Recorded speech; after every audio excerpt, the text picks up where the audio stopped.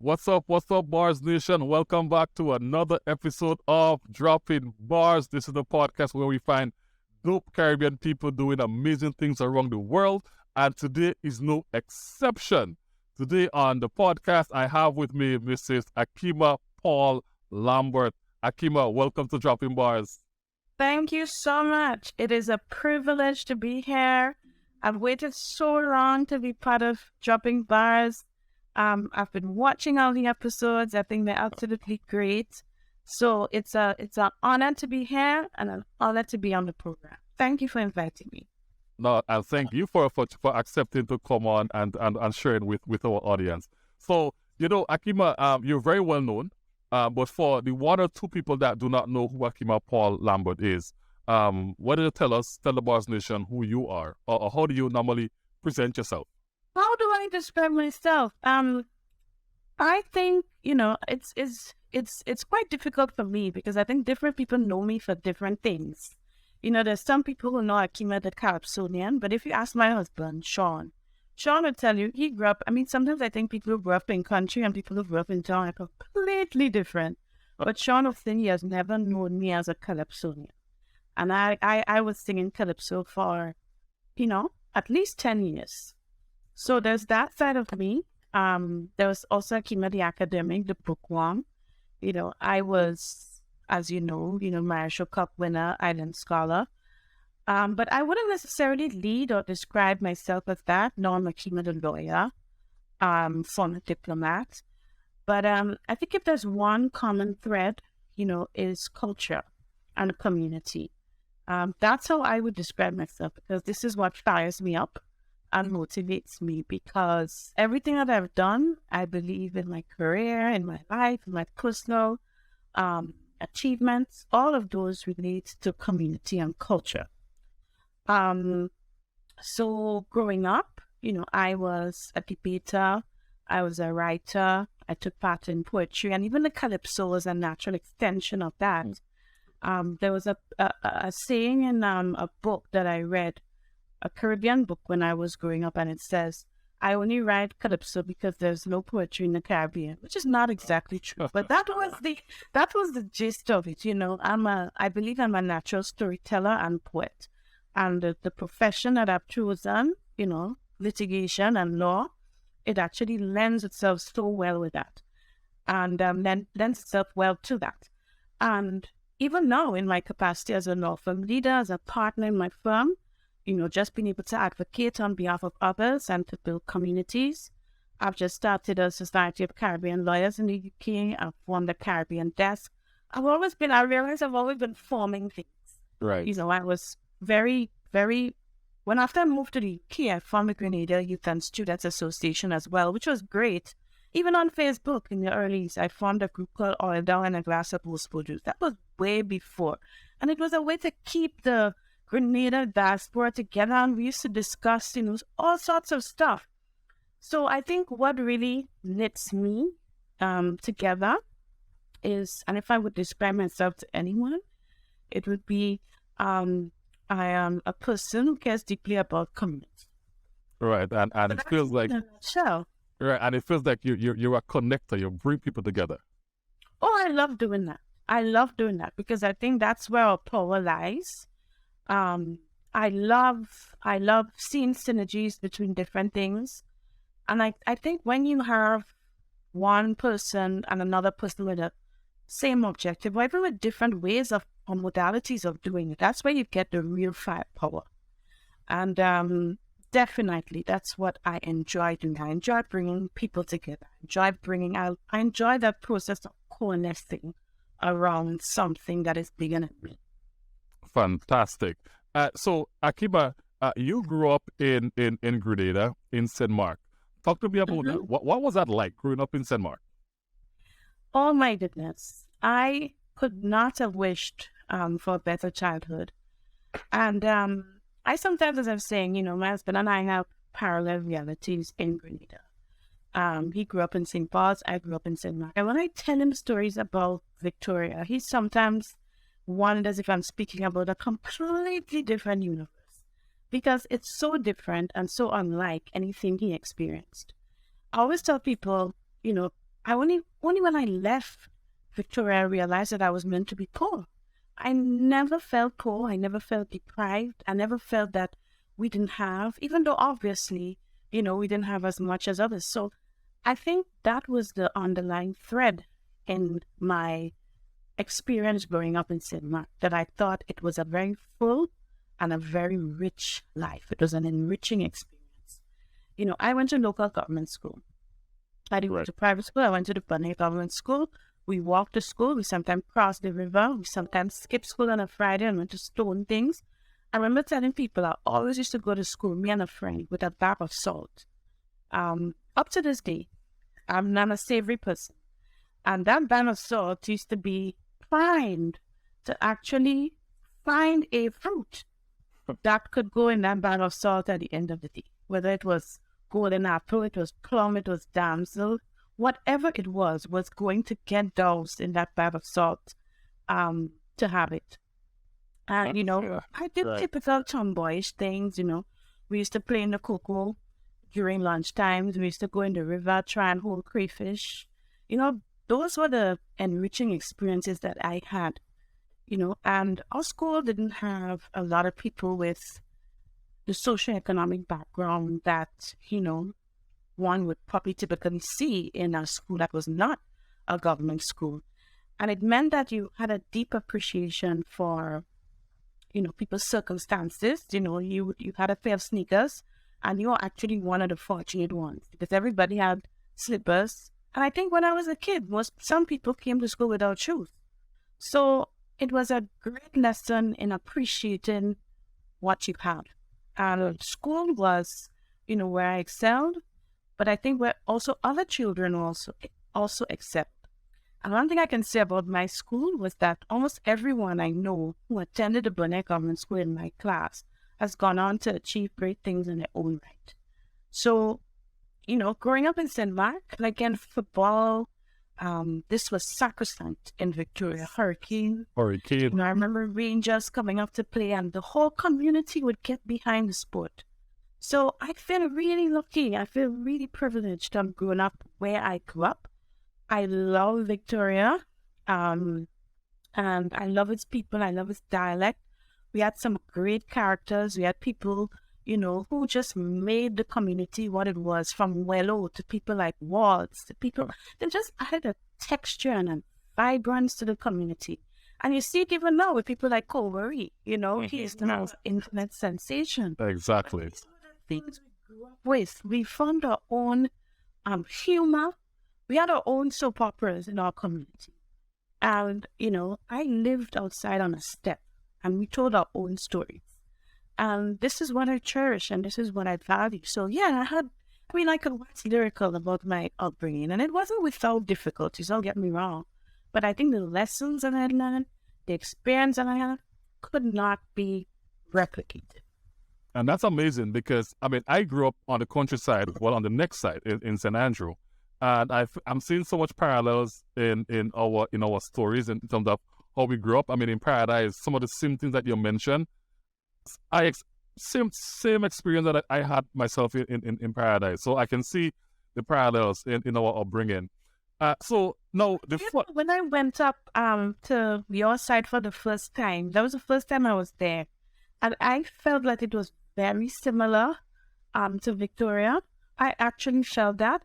And I was telling my cousin who dropped me, and I said, I remember my great grandmother, somebody told me she used to travel from Victoria and go over the hills through Grenville to that side to sell things.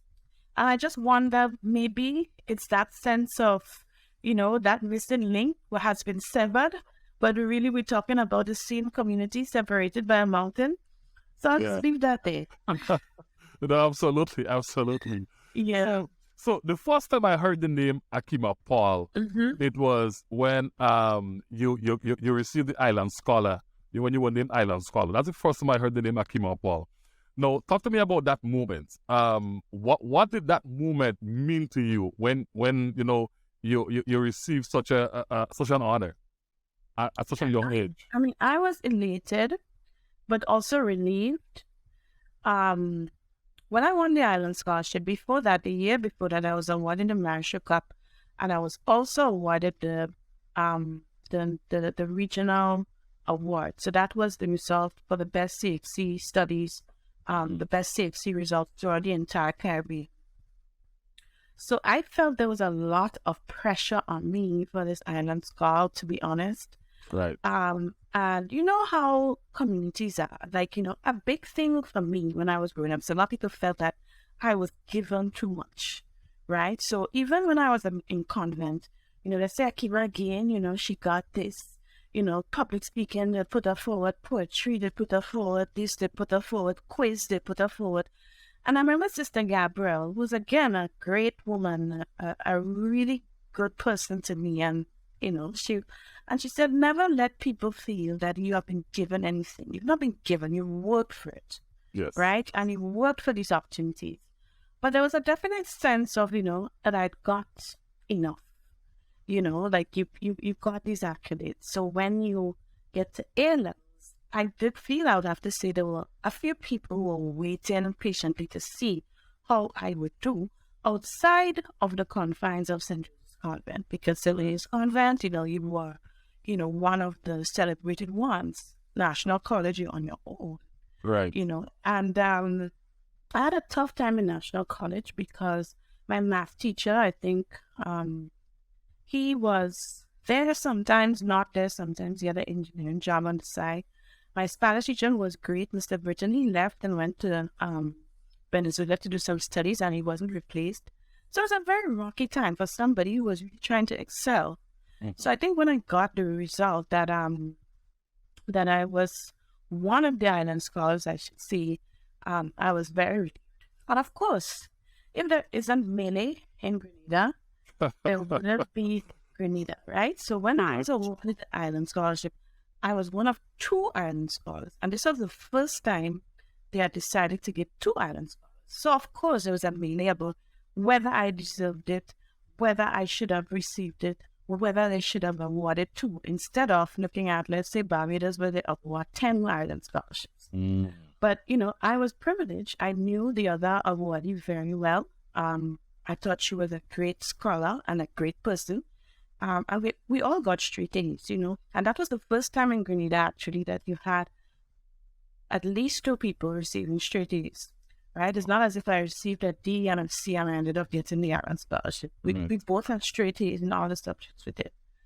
Okay. But of course, there'd be some controversy around it, but I was just very relieved. I remember spending a lot of time studying in my second year because I didn't want to fail myself. And I was just relieved when I got the result that I actually got the island scholarship. That's fantastic. And like how I was just saying to you, how our bringing felt so similar. I think that's where the similarities ends, because I was not just straight A's. Right? So, but yeah. So God bless me. He blessed you, and a lot of people can tell you I'm not. Absolutely. So, I was very lucky as a kid. I took concepts very easily, and school came easy for me. I have to say. That's good. But that's a talent that I was given, and I'm grateful for that. That's fantastic. And no, the next time I heard the name Akima Paul in a significant way was in the Calypso arena, and it was really that year when well 2 things. One, when you actually won the Calypso Monarch, and then there was that song that you and Specky sang. Oh, you still remember that? In Australia, yeah, we live in only game we playing. Games we play. Well, I was Team Men. So I was Team Men on that song. So in my mind, when I heard I saw you was singing, I was very impressed, because I'm like, wow, here is somebody who has done exceptionally well from an academic standpoint, but they're not limited by academics. They're a cultural being as well. So talk to me about what that moment. I mean, in the beginning, you spoke about how you're defined by culture and being a cultural person. But take me back to that moment when when you won that the Calypso Monarch at that time, what was what was it feeling like for you? And not only that, and not only that, but tell me about, you know, getting into Calypso and like being in Calypso 10 years. What was that like for you? Probably more. But Calypso, Jesus, how much time you have? I got into Calypso when I was a kid. I got into Calypso when I was young. I would say I've always come from a family who's been deeply interested and invested in Calypso. My mom listened to Calypso religiously as a kid, not only Grenadian Calypso, Trinidad Calypso, Bajan Calypso. You know, I always grew up listening to the Calypso Monarchs. And I always found it, you know, on Saturday morning, you listen to all the, you know, the Trinidad Brico. And as a child, you know, that was the soundtrack of my, you know, my Saturday mornings and so. But in my family, my cousin, she was singing Princess. She actually won a female Calypso Monarch. And then one of my uncles, he still used to sing for a long time. Raphael Paul, you may have heard of him. Yes. He wrote a Calypso for me. And I told him I wanted to sing. So it actually started as a familial thing. And the DYC, which was the Diocesan Youth Congress, our church, Catholic Church, actually came out with a tent to promote positive lyrics and good Calypso. And I joined the tent. So that's really how I got involved in it. Initially, I was quite close to Scholar, and he wrote, I think the first time I sang in Junior Monarch, I came third. I think Mikey, who has a musical program, came first, and I think Lucanati came second. But for years, I went out to Primrose, and I used to take part in the Calypso Monarch competition. I won the Junior Monarch 1 year. I think I won all of the Monarchs. I won the Women's Monarch twice. I won the Independence Monarch, and then I won the National Calypso Crown. And even more than that, I wrote for a Junior Monarch, and people came second, and so I ended up having a Junior tent. Right. And I did that when I was at university. I came back and launched the tent and organized it all. So my history in Calypso was deep. So I actually won the Calypso Monarch. It wasn't, you know, a first time thing. You know, it was a long time in waiting. That year as well, I don't know, as I always say, Grenada always has some delay because it was a year when some people actually boycotted the show. I didn't want to boycott, and, you know, I felt like it was along, you know, party lines, you know, as is a lot of things in Grenada. Right. So that was one of the things that happened. I actually did not take part. I took part a year after I won, and there was a huge, I don't know if you remember, but there was a huge incident where I was asked to come back on stage and sing again, and there was a lot going on. And I actually stopped singing Calypso in Grenada because I felt that every time I came back over summer, I got so engrossed in it that it crowded out everything. And I wanted to enjoy my time when I was at university, so I stopped.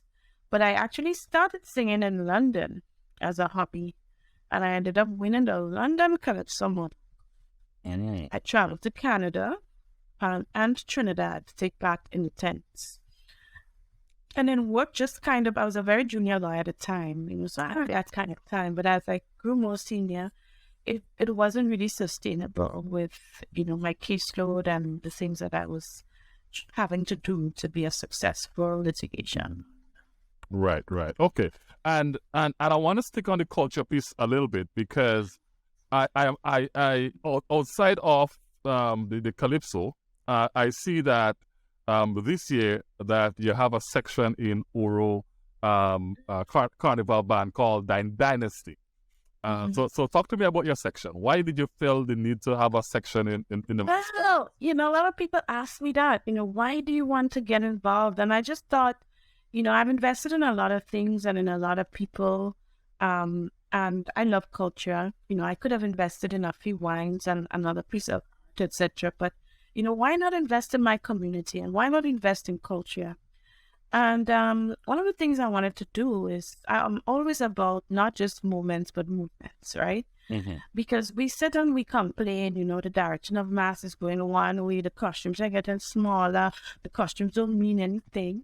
But what are we actually doing to make a difference? So I wanted to join that conversation, right? And to actually offer an alternative or something different to the masqueraders. I'm very inspired by the Lost Tribe in Trinidad and what they're doing in terms of culture, in terms of the costuming, like not just using the gems and the beads, which is very easy to do. And we're becoming like, modern day Victoria's Secrets. We have big feathers, big gems.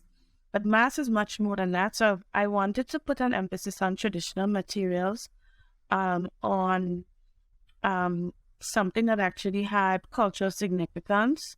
And I contacted Shop Shari in Trinidad and told her what I had in mind, and she came up with a design. I liked it and, pitched it to Oro. So I did not share my vision.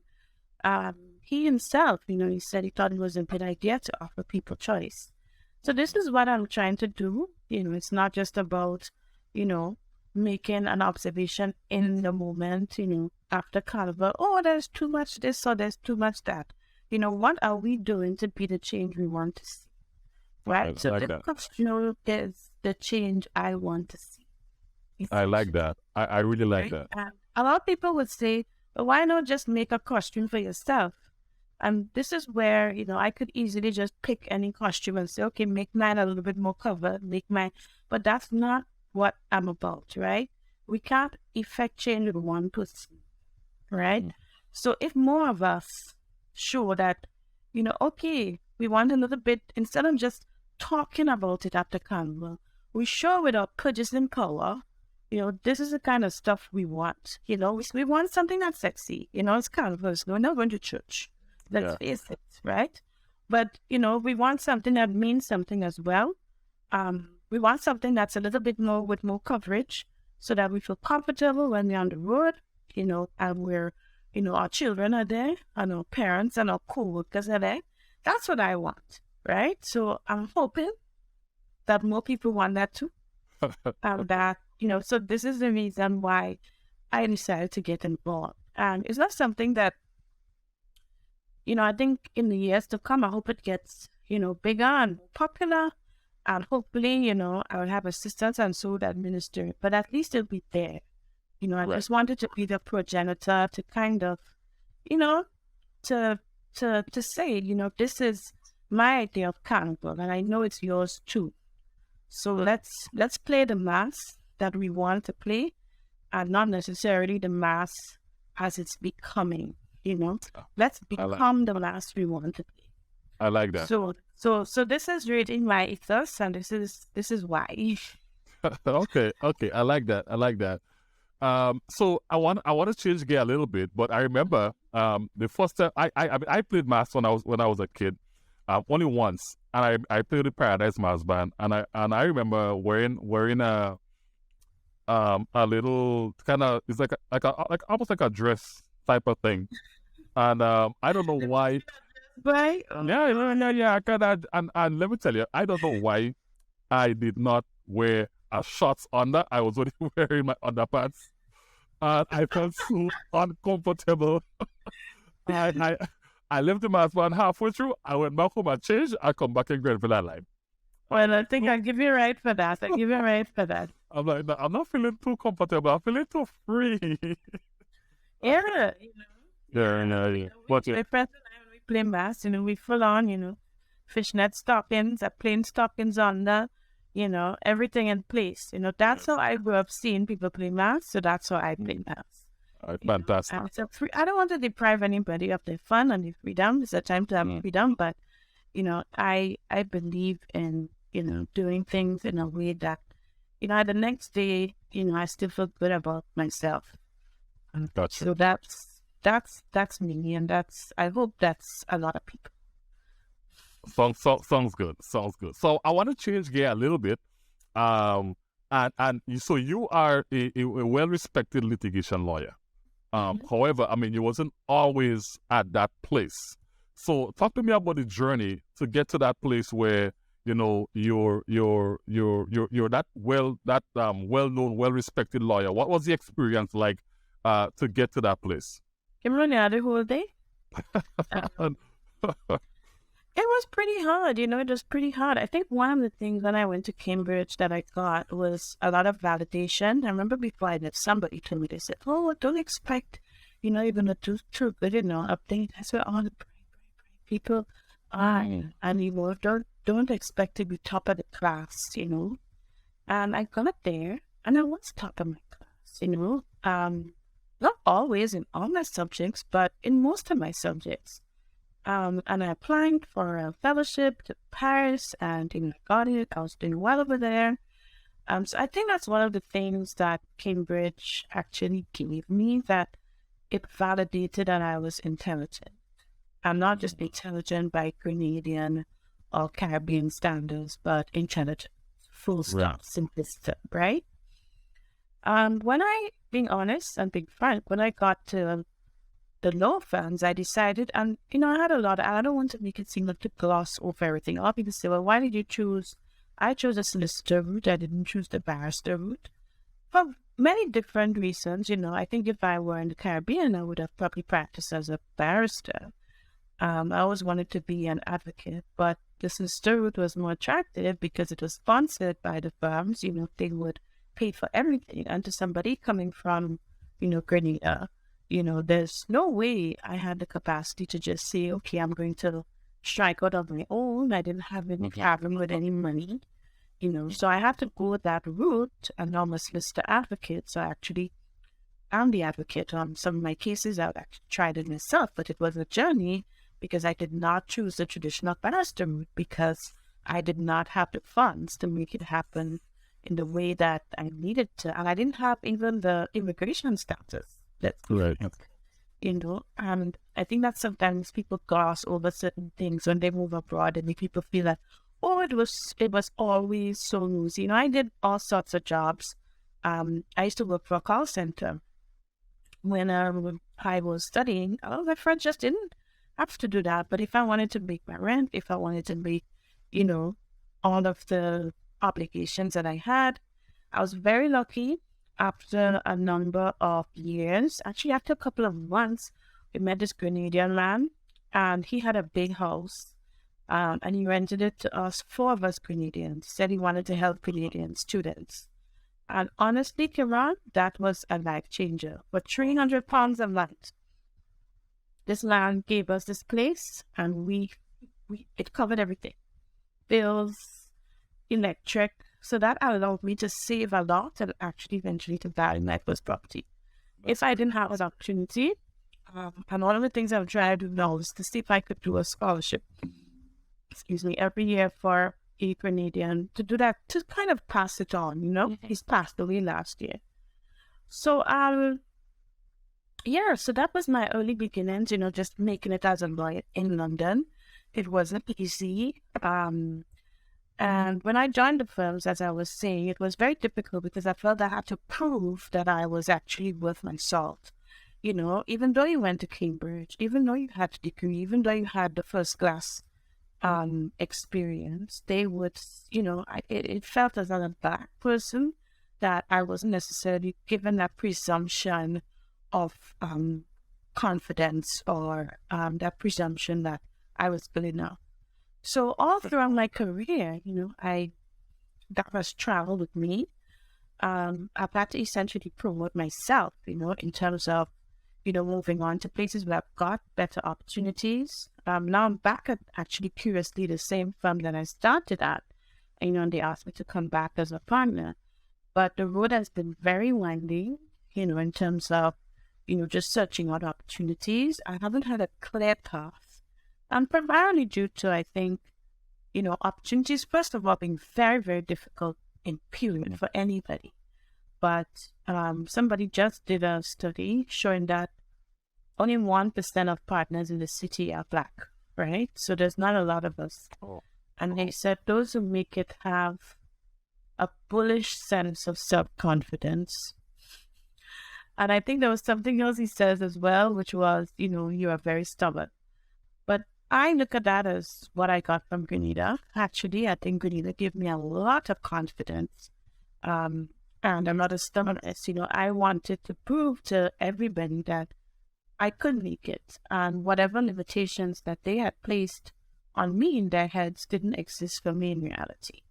So it required a lot of, talking myself up, getting up whenever I fell, whatever setbacks that I had, you know, just rising above it, moving on from environments that I didn't necessarily think served me or let me show the best at what I could do.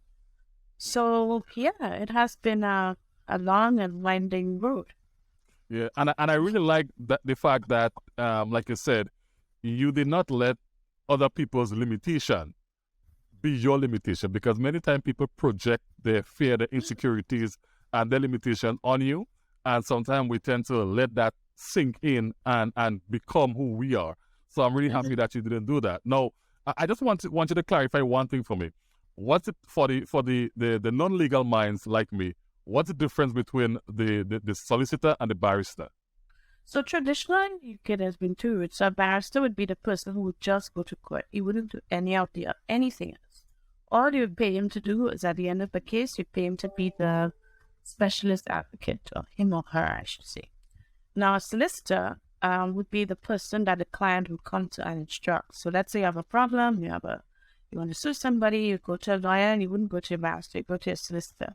And then your solicitor prepare all the papers, take all the witness statements, and traditionally they hand it over to the barrister.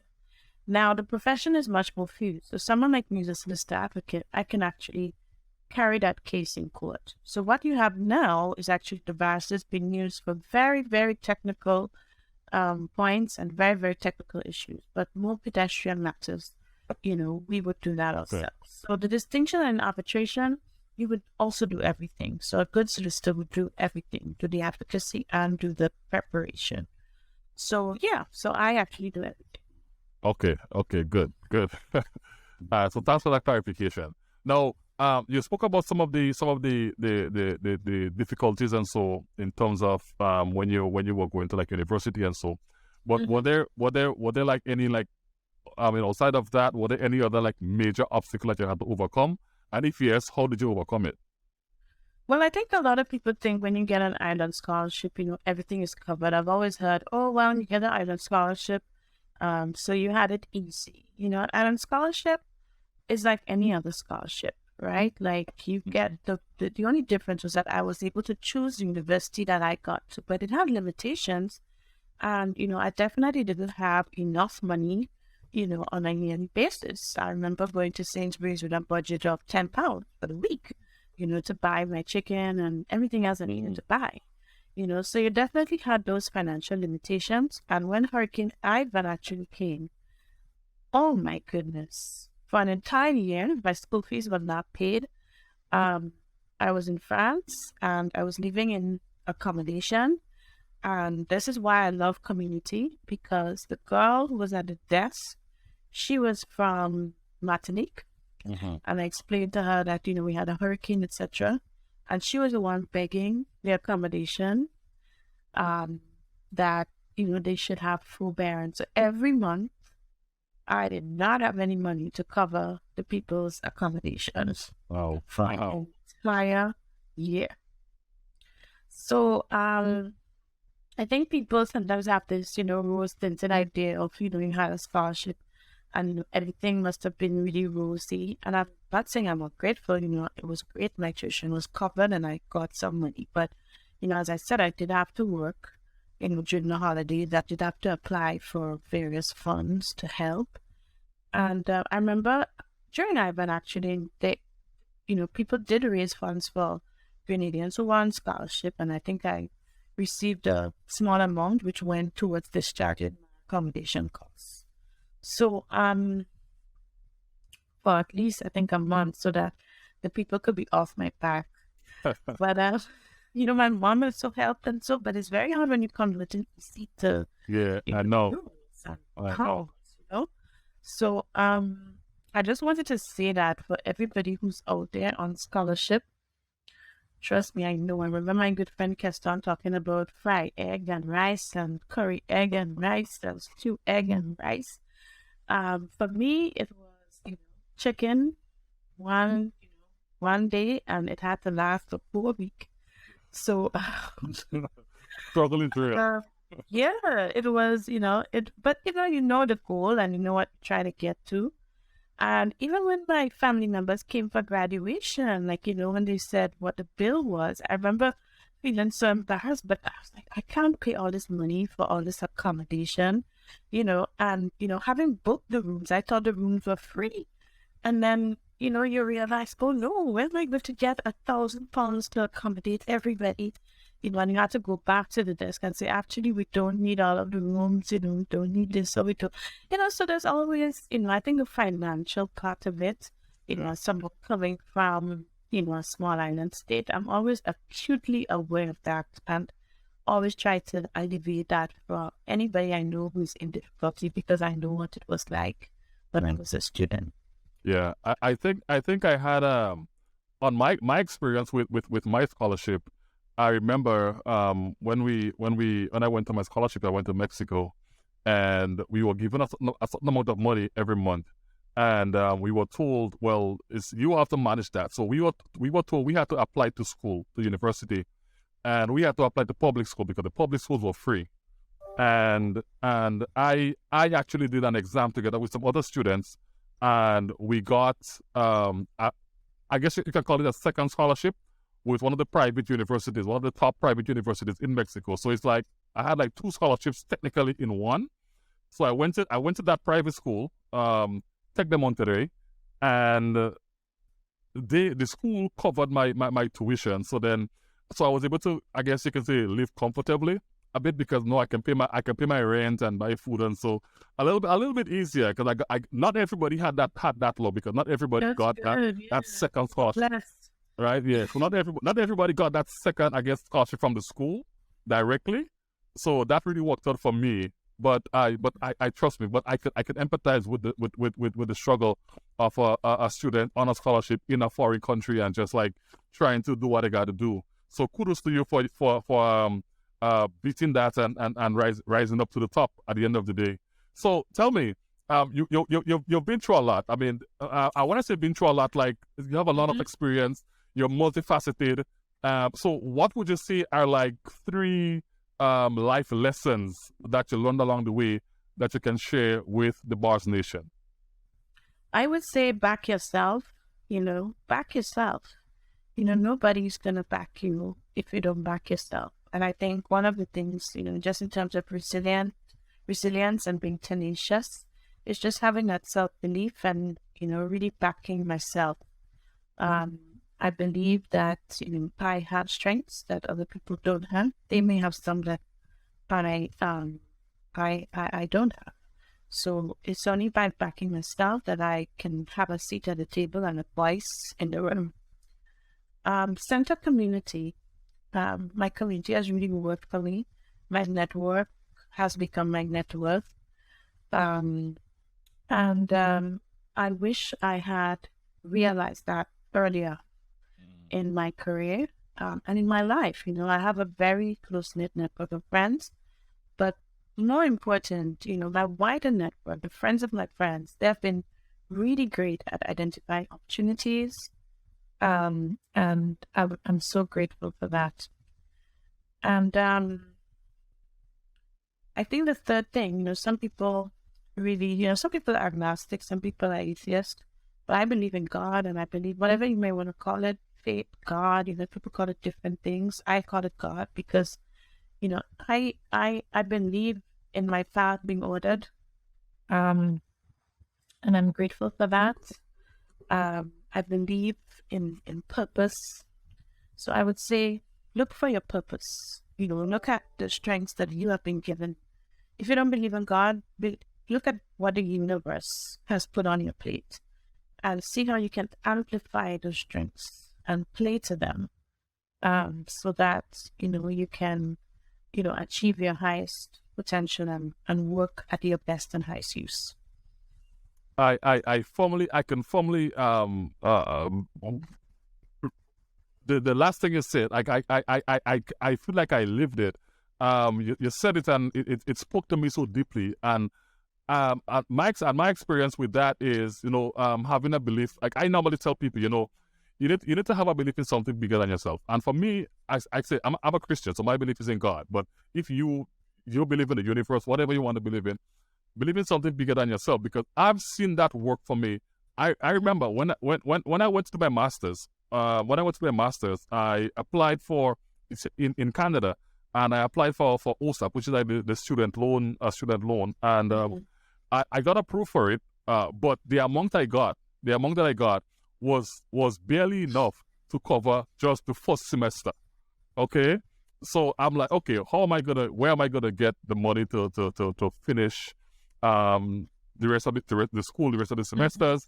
I had money saved, which I was gonna use, but then at that time my wife and I found out we were having a baby. So now that money that was for school is now for the baby, right? Yes. No, that money is for the baby. So now I got to figure out, and I decided, you know what? I believe in God, and God always said that He will never see the righteous forsaken or his seed begging bread. So I'm going to school, and He better figure it out, right? I'm like, God, you better figure this one out. That one is on you. I'm going to school. I'm doing what you said. So I went to school, and I remember 3 weeks into school, and I'm like, I have no idea how I'm paying my school fees. And one day, the program coordinator called me into her office. And I went in there, and I was like nervous because that was at the time when school fees had to be paid, and I know mine was not paid. You're sweating. And I went, listen, I'm sweating, and I'm like, ooh, because I'm like, I'm about to be kicked out of school. I have been I'm like, I'm trying to think about what story I'm going to tell them people no. And she said to me, oh, Kimron, I have good news for you. You were just granted an Ontario graduate fellowship. I'm like, what? I don't understand. I didn't apply for anything. She's like, hey, yeah, no, you don't have to apply for it.